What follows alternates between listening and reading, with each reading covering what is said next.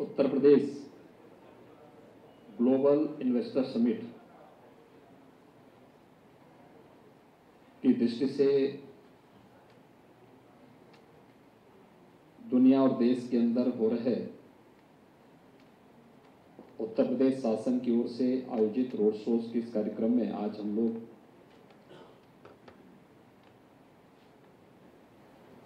इस माया नगरी में आए हैं।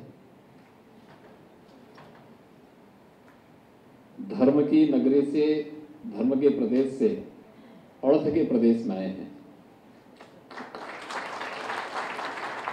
और मुझे प्रसन्नता है कि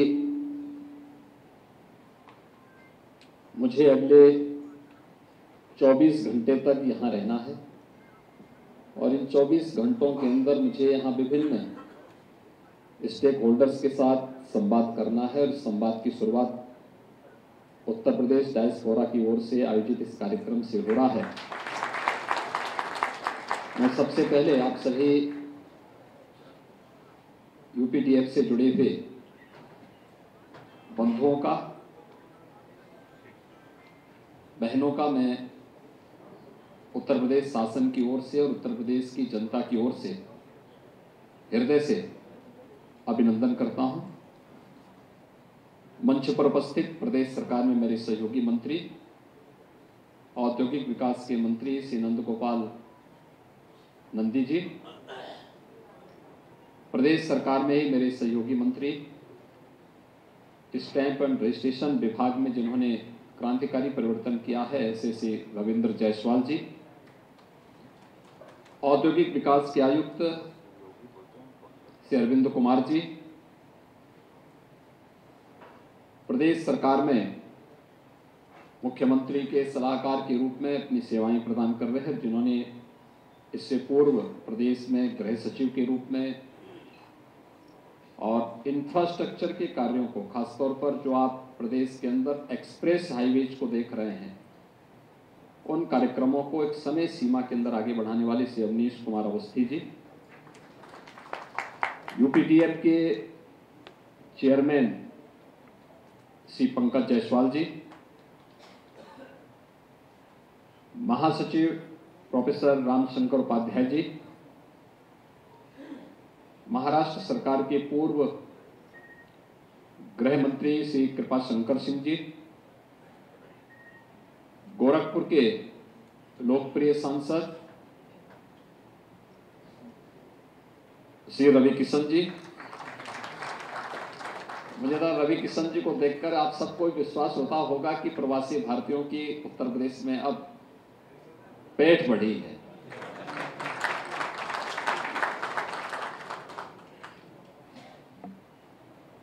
आज के इस कार्यक्रम में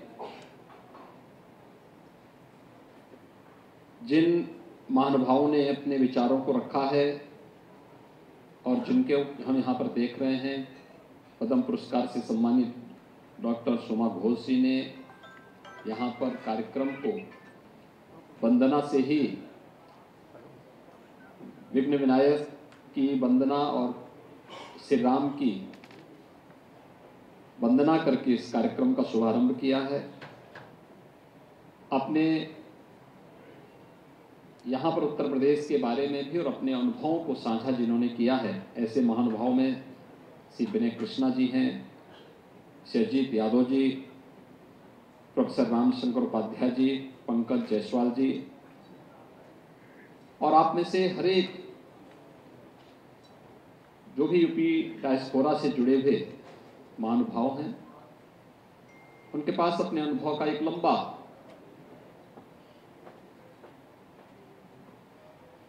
बहुत कुछ कहने के लिए और अपनी बातों को साझा करने के लिए बहुत कुछ है, लेकिन समय की बाध्यता आपके लिए भी होगी, मेरे लिए भी होगी, इसलिए मैं यहाँ पे आयोजकों ने एक समय सीमा के अंदर इसे सीमित किया है। मैं प्रयास करूंगा कि आप सबकी बातों को अपने इस उद्बोधन के साथ समाहित कर सकूं और आपके जो भी सुझाव होंगे उत्तर प्रदेश की दृष्टि से, उत्तर प्रदेश की 25 करोड़ जनता के जीवन में परिवर्तन लाने के लिए उसे उत्तर प्रदेश सरकार सहर्ष स्वीकार करेगी और उसमें अपनी ओर से भरपूर योगदान भी देगी।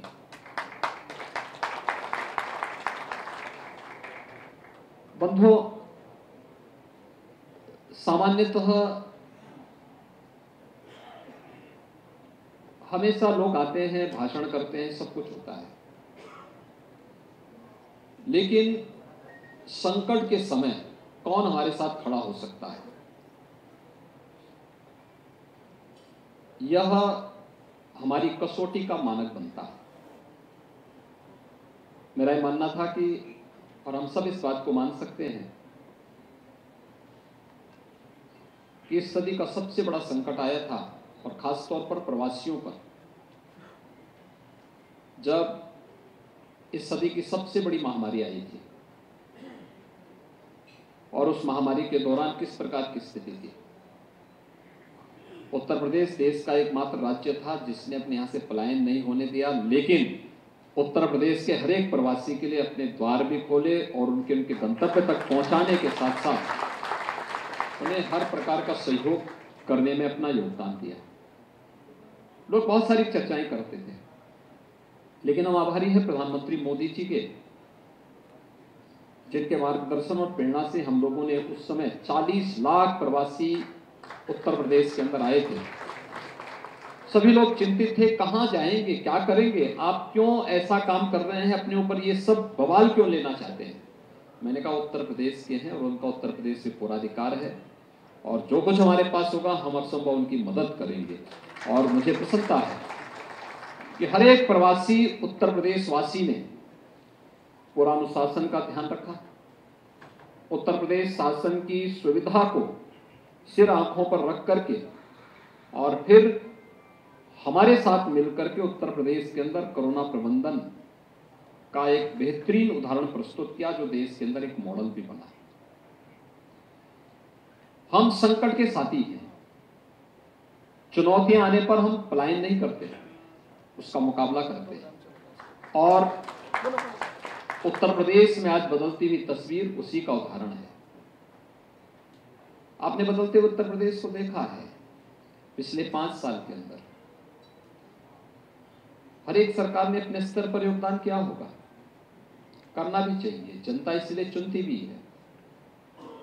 लेकिन आपके सामने यह भी उदाहरण होना चाहिए, उत्तर प्रदेश के अंदर आज से 5 वर्ष पहले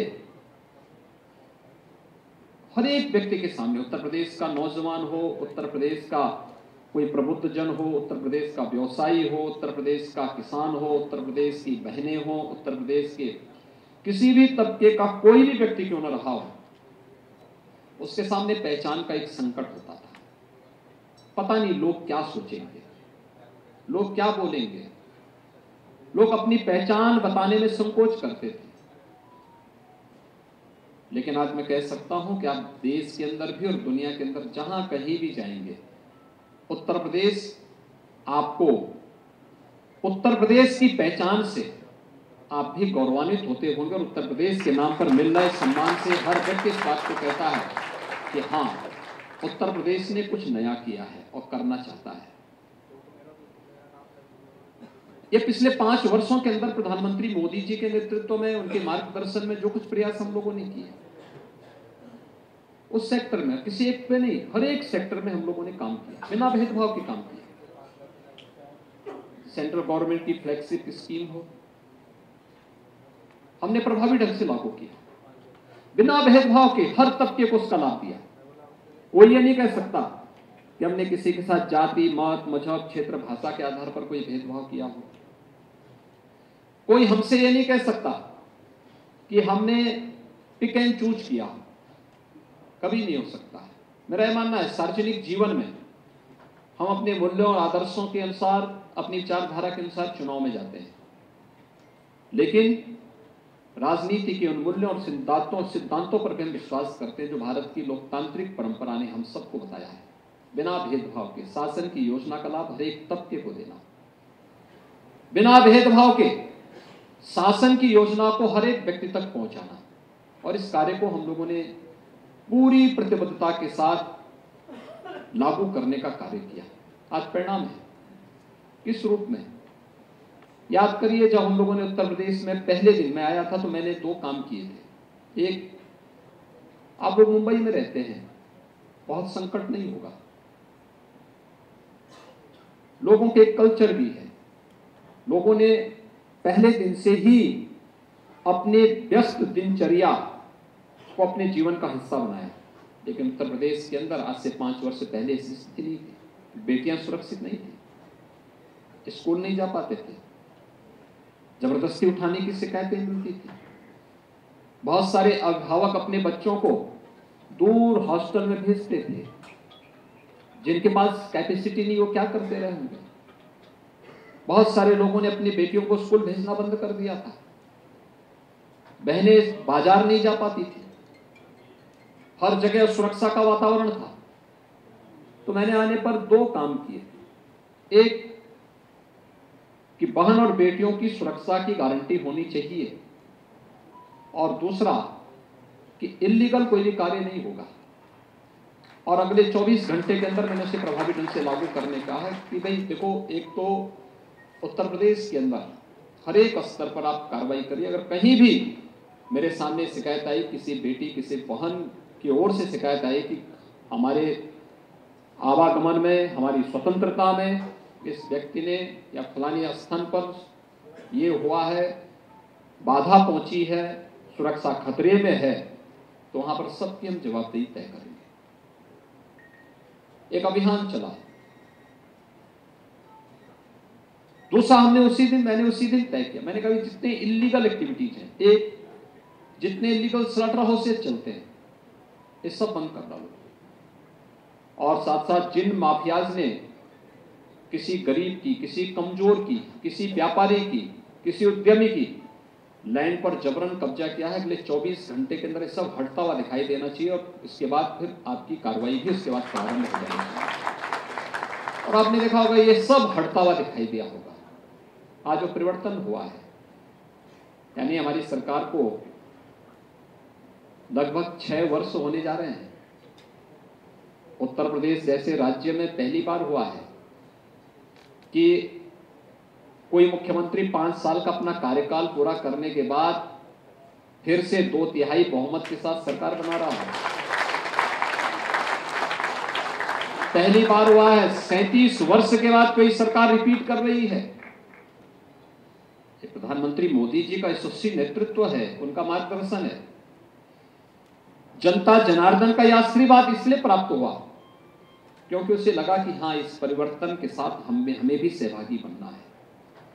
कोरोना कालखंड में चुनाव हो रहा था, लोग बहुत सारी बातें करते थे और मैं देखता था। कभी कभी मुझे बहुत सारे लोग कहते थे, जब मैंने महिला सुरक्षा को लेकर के अनेक कदम उठाए, लोग कहते थे सब क्या कर रहे हैं आप, हम कहां जी रहे हैं आप। बहुत सारे लोगों ने मेरी बातों को गलत तरीके से प्रस्तुत किया, लेकिन आश्चर्यजनक है, जब चुनाव है तो वही माताएं, वही बहनें और वही बेटियां बोलती थी कि हम लोग, ना हमारी कोई जाति है, न मत है, न मजहब है, हमारा वोट केवल कमल की फूल पर जाएगा, बीजेपी को देंगे, मोदी जी को देंगे, योगी जी को देंगे। ये वही कहती थी। आधी आबादी ने उन सभी सीमाओं को तोड़ा, उन सभी बाधाओं को तोड़ा और फिर से 2/3 बहुमत के साथ डंकी की चोट पर हमारी सरकार फिर से उत्तर प्रदेश की जनता की सेवा कर रही है। आपने देखा होगा पिछले 5.25 वर्ष के अंदर उत्तर प्रदेश के अंदर कोई दंगा नहीं हुआ, कोई दंगा नहीं तो हर दूसरे दिन एक दंगा होता था। पर्व और त्योहार नहीं मनाए जा सकते थे। और आज मैं जो आपको यहां आश्वस्त करने के लिए आया हूं, इसी बात को आश्वस्त करने के लिए, आप तो उत्तर प्रदेश में आपका संवाद है, संबंध है, बराबर आना जाना है, परिवर्तन आपने देखा होगा और परिवर्तन की दिशा में किए जाने वाले प्रयास को भी आपने नजदीक से महसूस किया। ये सभी चीजें बहुत तेजी के साथ वहां घटित हुई हैं, दिख रही हैं। यह तब है जब हम लोगों ने मात्र 2.5 वर्ष का कार्यकाल भी, यानी मात्र हम 2 वर्ष का कार्यकाल ही पूरा कर पाए थे, तब तक कोरोना महामारी आ गई और तब भी हम रुके नहीं, डिगे नहीं, झुके नहीं और हमने प्लान का रास्ता भी नहीं अपनाया। हम मजबूती के साथ जुटे रहे, डटे रहे, आगे बढ़ते रहे। हर एक फील्ड में उत्तर प्रदेश ने कुछ ना कुछ नया किया है और ये परिवर्तन उसी का हिस्सा है। कोरोना कालखंड में जब दुनिया पस्त थी, उत्तर प्रदेश अपने यहां निवेश करा रहा था। दुनिया देश की पहली डिस्प्ले यूनिट उत्तर प्रदेश के अंदर इस दौरान लगती है और ये उत्तर प्रदेश के अंदर आज उसने प्रोडक्शन भी प्रारंभ कर दिया है। उत्तर प्रदेश ने आज कानून व्यवस्था के एक बेहतरीन मॉडल खड़ा किया है।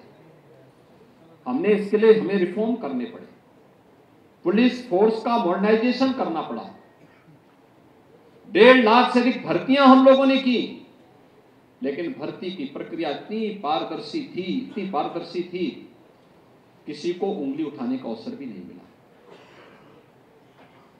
हम लोग अब तक 5 लाख से अधिक युवाओं को सरकारी नौकरी दे चुके हैं। कोई उंगली नहीं उठा सकता कि किसी को जाति के नाम पर, मत या मजहब के आधार पर किसी के साथ भेदभाव हुआ हो। और मैंने पहले दिन ही कहा था, भर्ती के लिए जो नियामक बोर्ड थे, आयोग थे, इन सबको मैंने पहले दिन कहा था। मैंने कहा आपके कार्य में किसी का हस्तक्षेप नहीं होगा, मुझे निष्पक्ष और पारदर्शी भर्ती की प्रक्रिया चाहिए। और अगर इसमें शिकायत होगी, जितनी फ्रीडम मैंने दी है उतनी सख्ती से कार्रवाई भी करूंगा, आप तय करेंगे। और आपने देखा होगा, एक भी शिकायत आपको नहीं मिली होगी, कोई शिकायत नहीं। मैं गया था, मुझे याद है जब लोकसभा चुनाव चल रहे थे, बागपत से आपके मुंबई के पूर्व पुलिस कमिश्नर चुनाव लड़ रहे थे। लोग कहते थे वो जीत नहीं पाएंगे, मैं कहता था जीतेंगे। सारे सर्वे कहते थे हार जाएंगे, मैं कहता था जीतेंगे। लोग कहते थे क्यों, मैं कहता था बागपत के हर गांव से यूपी पुलिस में कोई ना कोई नौजवान भर्ती हुआ है। और आप देखना,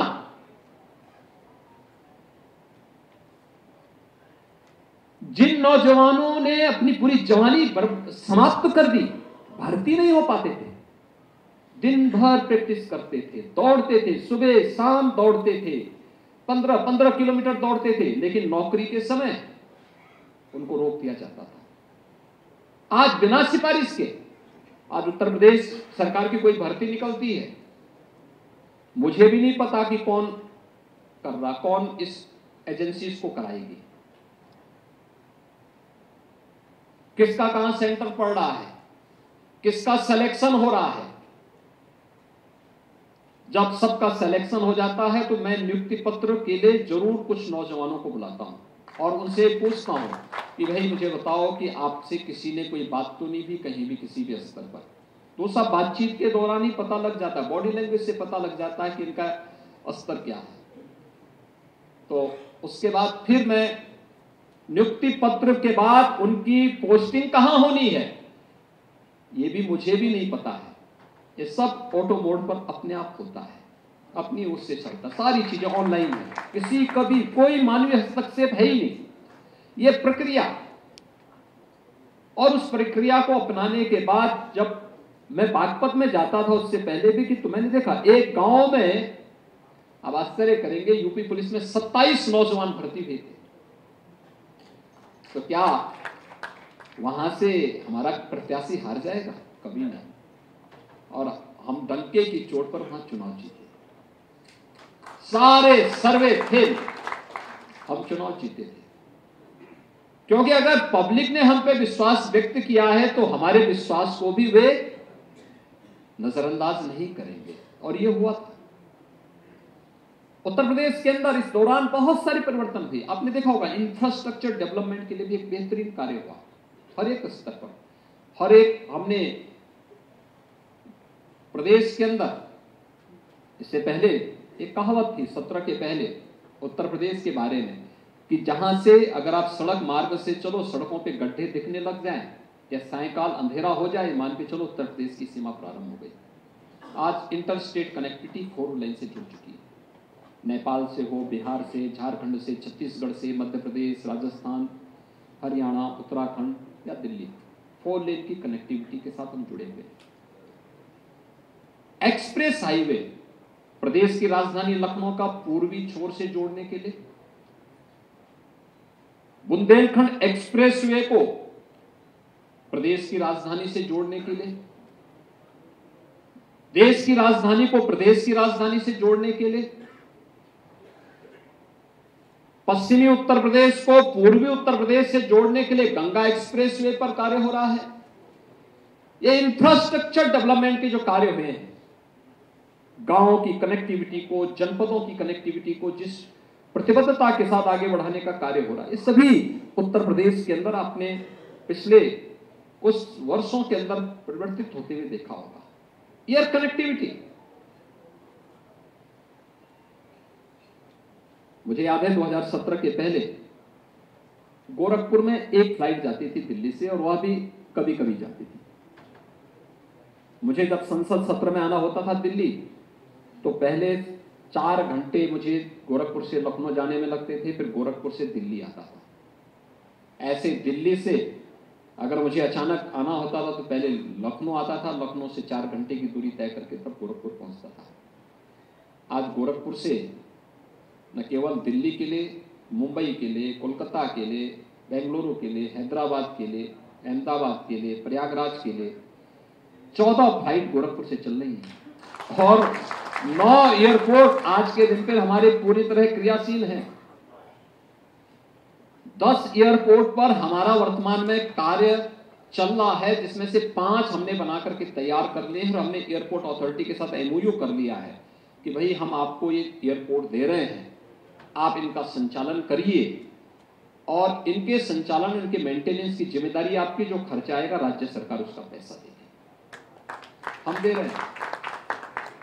5 अन्य एयरपोर्ट हमारे निर्माणाधीन है। कोई सोचता था आजमगढ़ में एयरपोर्ट बनेगा? आजमगढ़ के नाम से तो लोग डरते थे। ये मुंबई में या कहीं भी उनको धर्मशाला में भी रूम नहीं मिलता था। आज वहां एयरपोर्ट बन रहा है, विश्वविद्यालय बन रहा है, और उसी आजमगढ़ की धरती में सांसद जो बने हैं यही काम करते थे। इसी माया नगरी में रवि किशन जी के साथ ही काम करते करते आज वो आजमगढ़ के सांसद भी बन गए। चित्रकूट में एयरपोर्ट, आज उसका निर्माण हो रहा, अंतिम चरणों में चल रहा है।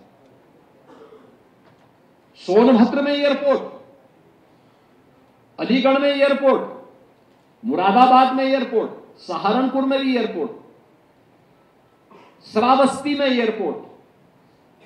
श्रावस्ती भगवान राम के पुत्र ने बसाई थी, और भगवान बुद्ध ने संन्यास के बाद अपने सर्वाधिक चातुर्मास यानी 36 वर्ष तक उन्होंने चातुर्मास श्रावस्ती में ही व्यतीत किए थे।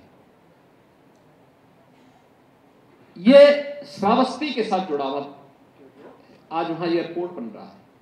बेहतरीन connectivity, air connectivity, 5 international airport हम दे रहे हैं, 3 हम लोग क्रियाशील कर चुके हैं, और एशिया का सबसे बड़ा एयरपोर्ट भी हम लोग जेवर में बना रहे हैं, सबसे बड़ा एयरपोर्ट बना रहे हैं। देश के अंदर सर्वाधिक शहरों में मेट्रो 5 में हमारा वर्तमान में चल रहा है।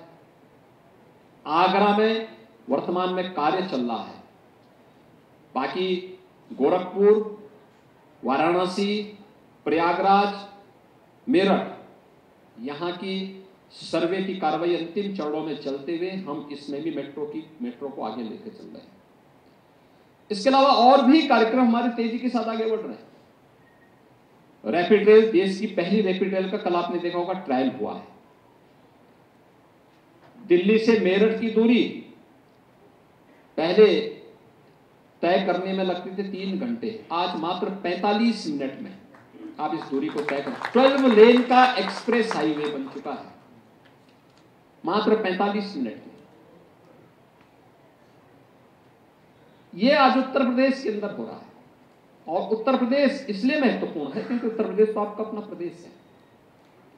औद्योगिक विकास के लिए जिन चीजों के लिए आवश्यक, जो बहुत महत्वपूर्ण चीजें होती हैं, उसमें से सबसे पहले शासन और प्रशासन में उद्यमी और निवेशक का विश्वास। उसे विश्वास हो कि मेरी फाइल अनावश्यक लटकेगी नहीं, लाल फीताशाही की शिकार नहीं होगी। हम लोगों ने इसके लिए टेक्नोलॉजी का उपयोग किया है। हमारा निवेश मित्र पोर्टल देश का सबसे बड़ा डिजिटल प्लेटफॉर्म है, जिसमें 350 से अधिक एनओसी एक साथ उपलब्ध हो सकती हैं, और उसको हम लोगों ने वहां पर लॉन्च किया है और वह सफलतापूर्वक कार्य कर गया। 4 लाख करोड़ रुपए से अधिक का निवेश उसी पोर्टल के माध्यम से उत्तर प्रदेश के अंदर हुआ है। दूसरा, अब हम लोगों ने निवेश सारथी भी बना दिया है। अगर किसी निवेशक ने हमारे साथ एमओयू किया तो निवेश सारथी इसका प्रतिदिन मॉनिटरिंग करेगा कि आपने निवेश किया है तो निवेश की प्रक्रिया में कहां पे अब आपके सामने प्रॉब्लम आ रही है, उसको हम उसके माध्यम से देख रहे हैं। और फिर निवेश आपका हो गया है तो निवेश होने के बाद आपको समय पे इंसेंटिव मिली है, इसके लिए भी हम लोगों ने ऑनलाइन प्लेटफॉर्म बना लिया है। डिजिटल प्लेटफॉर्म के माध्यम से इस पूरी प्रक्रिया को बिना किसी मानवीय हस्तक्षेप के आगे बढ़ाने की कार्रवाई को साथ हम आगे बढ़ा चुके हैं। तो एक विश्वास, दूसरा सुरक्षा का माहौल, सुरक्षा, बेहतरीन सुरक्षा उत्तर प्रदेश के अंदर आज सुरक्षा का वातावरण है। और जो भी निवेशक जिन्होंने उत्तर प्रदेश के अंदर निवेश किया है, कोई नहीं कह सकता है, यहां तक कि जो लोग वहां निर्माण कार्य में लगे हैं, इंफ्रास्ट्रक्चर डेवलपमेंट के लिए जो लोग वहां कार्य कर रहे हैं, वहां पर आज कोई जबरदस्ती किसी के साथ किसी के ठेके पट्टे पे हस्तक्षेप नहीं कर सकता, कोई जबरदस्ती नहीं कर सकता। अगर कोई करेगा तो फिर उसको लेने के देने पड़ जाएंगे। ये नहीं हो सकता उत्तर प्रदेश के अंदर, और मैं इस बात को विश्वास के साथ कह सकता हूं, उत्तर प्रदेश के अंदर कभी नहीं, कोई नहीं कर सकता है। तीसरा है लैंड बैंक। हमारे पास पर्याप्त मात्रा में लैंड बैंक। आपको याद होगा मैंने एक एंटी भूमाफिया टास्क फोर्स बनाया था। एंटी भूमाफिया टास्क फोर्स से हमने 64,000 एकड़ लैंड उनसे मुक्त कराया, और मुक्त करा करके आज वहां पर हम लोगों ने अपना डिफेंस कॉरिडोर के लिए जो लैंड हम लोगों ने उपलब्ध कराई, इसमें से ज्यादातर लैंड वही है और बेहतरीन हो रहा है। ये पूरी लैंड हम लोगों ने ली है। लेने के बाद इस सरकारी लैंड थी या निजी लैंड थी तो उसका कंपनसेशन देकर के हम लोगों ने इन कार्यक्रमों को आगे बढ़ाया है। तो हर एक दिशा में ये है। और सबसे महत्वपूर्ण है, किसी भी औद्योगिक निवेश और विकास के लिए एमएसएमई का क्लस्टर, देश का सबसे अच्छा एमएसएमई का जो बेस है वो यूपी के पास है। 96 लाख एमएसएमई यूनिट है यूपी के पास, 96 लाख। मुझे याद था जब हमने 1 डिस्ट्रिक्ट 1 प्रोडक्ट की अपनी नीति प्रारंभ की थी, 1 डिस्ट्रिक्ट 1 प्रोडक्ट की, परंपरागत उद्यम को प्रमोट करने के लिए हमारे पूर्वजों ने बड़े परिश्रम के साथ हर एक जनपद के साथ कुछ ना कुछ जोड़ा था, हर एक के साथ जोड़ा था। देखिए, उत्तर प्रदेश ऐसे ही ईश्वर की आराधना का और उनके अवतार की भूमि नहीं थी, वो पुरुषार्थ की भूमि रही है। पुरुषार्थ, लोगों ने परिश्रम से उत्तर प्रदेश को उत्तर प्रदेश बनाया। ईश्वरीय अवतार तभी वहां बार बार हुए, मां गंगा का आशीर्वाद और मां यमुना का आशीर्वाद तभी वहां प्राप्त हुआ। बाबा विश्वनाथ का धाम वहां इसलिए बना क्योंकि उत्तर प्रदेश में उस प्रकार की पोटेंशियल थी। वहां के उद्यमियों ने, हमारे पूर्वजों ने उस प्रकार की मेहनत की। कौन ऐसा जनपद है जिसके पास अपनी परंपरागत पूंजी न हो? सूक्ष्म लघु मध्यम उद्यम क्षेत्र में कौन सा ऐसा जनपद है जिसके पास न हो? हर एक जनपद की। और उसी को हम लोगों ने 2018 में 1 डिस्ट्रिक्ट 1 प्रोडक्ट के रूप में प्रमोट किया था। आप आश्चर्य करेंगे, इसने हमारे एक्सपोर्ट को दुगना से किया है। आज हम लोग लगभग 1,60,000 करोड़ रुपए का एक्सपोर्ट कर रहे हैं। इतना बड़ी पूंजी उत्तर प्रदेश एक्सपोर्ट करे, उत्तर प्रदेश एक्सपोर्ट प्रदेश के रूप में होगा। लैंड लॉक प्रदेश की बात हो रही थी, अभी यहां पर जो बात की जा रही थी, पंकज जी के द्वारा जो बात बताई जा रही थी, हमने अब उत्तर प्रदेश के अंदर आदरणीय प्रधानमंत्री जी की कृपा और उनके मार्गदर्शन में आज आप देखते होंगे उत्तर प्रदेश के अंदर कैसे हम लोगों ने इस कार्यक्रम को आगे बढ़ाया बहुत बेहतरीन तरीके से। हमने इंफ्रास्ट्रक्चर, रोड इंफ्रास्ट्रक्चर दिया है, एयर कनेक्टिविटी भी दी है। देश के अंदर रेल का सबसे अच्छा नेटवर्क भी हमारे पास है, 16,000 किलोमीटर का रेल नेटवर्क है। Eastern and western dedicated freight corridor ये उत्तर प्रदेश से होकर के जाता है और इसका जंक्शन भी उत्तर प्रदेश के ही जेवर के पास है। लॉजिस्टिक हब के लिए वहां पर उत्तर प्रदेश के अंदर जो अपार संभावनाएं हैं, उन सब के साथ ही अब उत्तर प्रदेश ने लैंड लॉक्ड स्टेट की अपनी इस धारणा को भी समाप्त करते हुए हमारे पास जो नदियां हैं इनको हम लोगों ने वाटरवे के रूप में उपयोग करना प्रारंभ कर दिया। हल्दिया से वाराणसी के बीच इस पे हम लोगों ने अपनी कार्गो सेवा प्रारंभ कर दी है और अब तो पैसेंजर भी इसमें चलने प्रारंभ हो गए। 13 जनवरी को आदरणीय प्रधानमंत्री जी शुभारंभ करेंगे दुनिया के सबसे बड़े क्रूज का, जो वाराणसी से डिब्रूगढ़ जाएगा। अभी से बुकिंग हो गई है और इसी वर्ष की नहीं, अगले 2 वर्षों की बुकिंग भी एडवांस में हो चुकी है। अभी से बुकिंग हो चुकी है। मैं अभी 2 महीने पहले बलिया गया था। बलिया से सब्जी और मिर्चा, हरी मिर्ची, वहां से गल्फ के लिए एक्सपोर्ट करने के लिए जा रही थी, तो मुझे कहा गया कि एक्सपोर्ट प्रमोशन विभाग ने मुझसे कहा कि साहब जो है इसको आपको फ्लैग ऑफ करना है। मैंने कहा जरूर। अब आप सोच सकते हैं कि हमारा किसान जो फसल, इससे पहले आम भी हम लोगों ने इसी मार्ग से दुनिया के देशों में भेजा था, तो उत्तर प्रदेश में अब लैंड लॉक्ड की समस्या का भी ये समस्या नहीं। हमारे पास वाटरवे है और वाटरवे अभी तो वाराणसी तक प्रारंभ हुआ है, इसको हम प्रयागराज तक बढ़ाएंगे। हम इसमें सरयू नदी में भी अयोध्या तक लेकर के आएंगे। हमारे पास तो पर्याप्त मात्रा में नदियां हैं, नदियों का एक बहुत अच्छा जाल हमारे पास मौजूद है और इसका भी हम उपयोग करेंगे। बहुत सारी चीजें हैं और इसलिए 25 सेक्टोरियल पॉलिसीज हम लोगों ने प्रदेश के अंदर तैयार की है। आज उत्तर प्रदेश के अंदर शिक्षा के क्षेत्र में, स्वास्थ्य के क्षेत्र में, फूड प्रोसेसिंग के क्षेत्र में, इलेक्ट्रिक व्हीकल के क्षेत्र में, किसी भी अन्य सेक्टर में, आईटीएस के क्षेत्र में, हम किसी भी क्षेत्र में जाकर के अपने निवेश की उन संभावनाओं को आगे बढ़ा सकते हैं। और मेरा मानना है हर एक पूंजी हमारे लिए निवेश है। कोई अच्छा विश्वविद्यालय खोलता है, मेडिकल कॉलेज खोलता है, कोई अच्छा सेंटर खोलता है, स्टार्टअप प्रारंभ करता है, ये हमारे लिए एक निवेश है।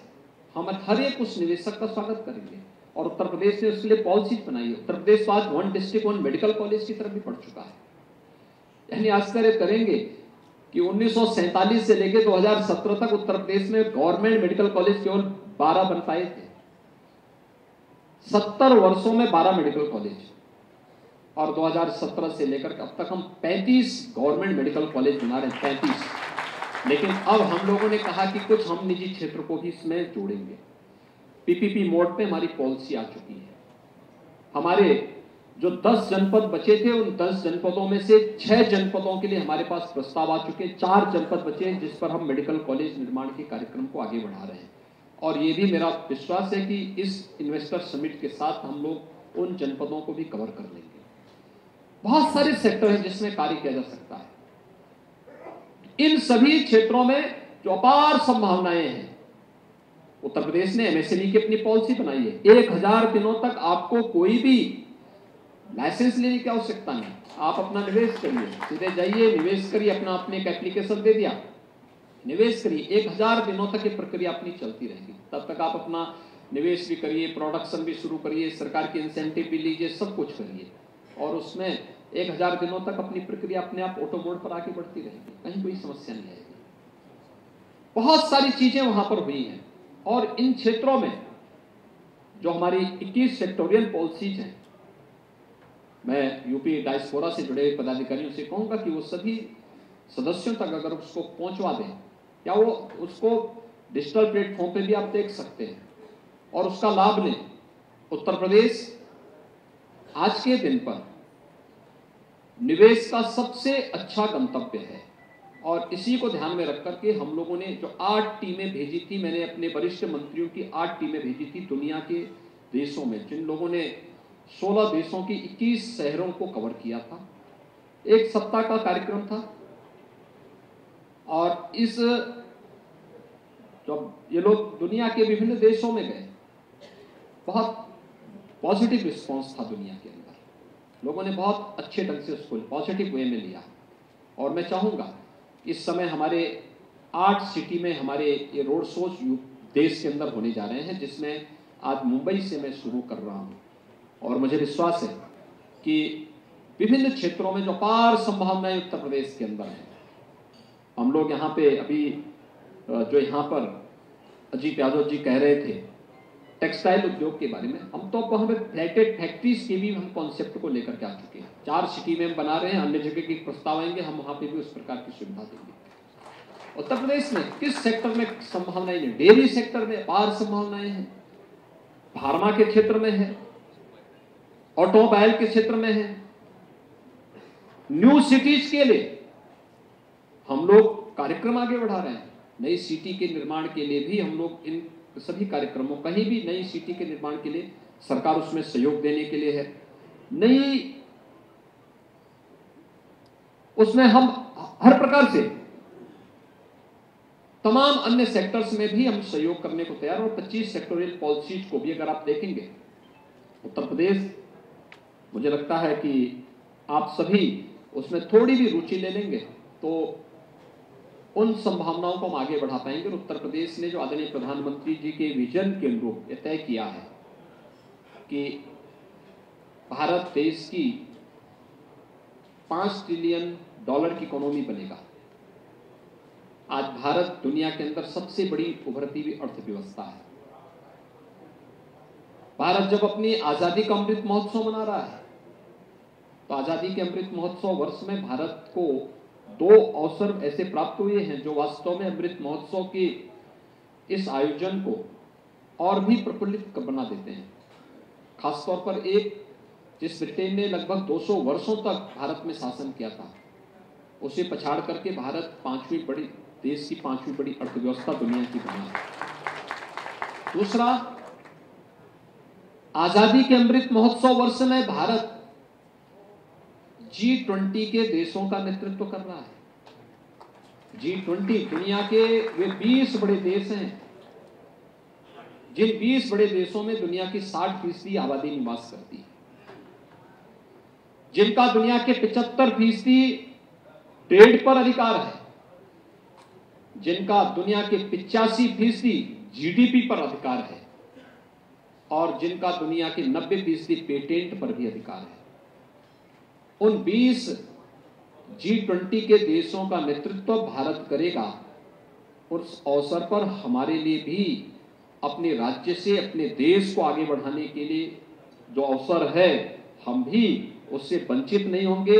इस विश्वास के साथ मैं यूपी डायस्पोरा से जुड़े हुए आप सभी सम्मानित सदस्यों को आमंत्रित करूंगा कि उत्तर प्रदेश ने वैश्विक व्यापारिक समुदाय को उत्तर प्रदेश के अंदर आमंत्रित किया है।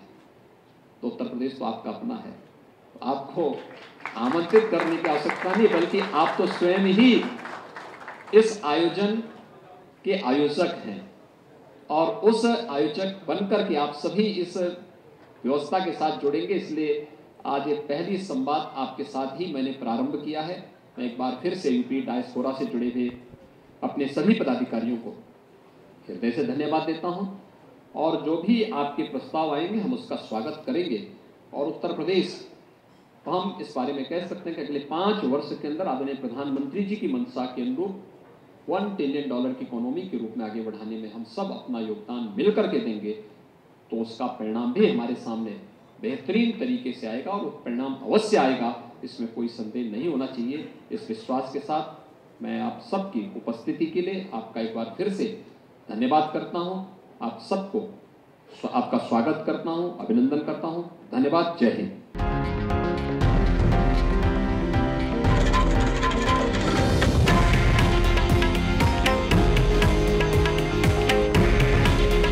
हे आहे देशातील नंबर 1 न्यूज नेटवर्क आणि आपण पाहत आहात TV9 मराठी। काळजी तुमची, हित महाराष्ट्राचं।